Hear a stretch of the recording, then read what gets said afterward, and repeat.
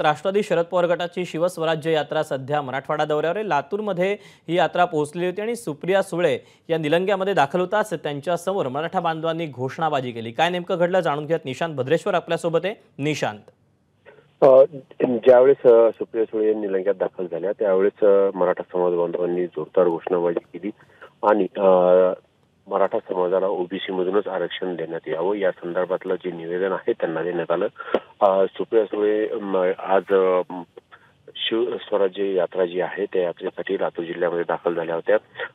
निलंग्यामध्ये त्या छत्रपती शिवाजी महाराज चौकामध्ये दाखल होतात। समाज बांधवांनी मोठ्या प्रमाणात घोषणाबाजी केली आणि त्यांना घेराव घालण्याचा प्रयत्न केला, मात्र त्या ठिकाणी मोठा पोलीस बंदोबस्त होता। मग शेवटी त्यांनी निवेदन देत आपली मागणी सुप्रिया सुळे यांच्या समोर ठेवली। निशांत, धन्यवाद दिलेल्या सगळ्या सविस्तर माहितीबद्दल। सुप्रिया सुळे, एबीपी माझा, उघडा डोळे बघा नीट।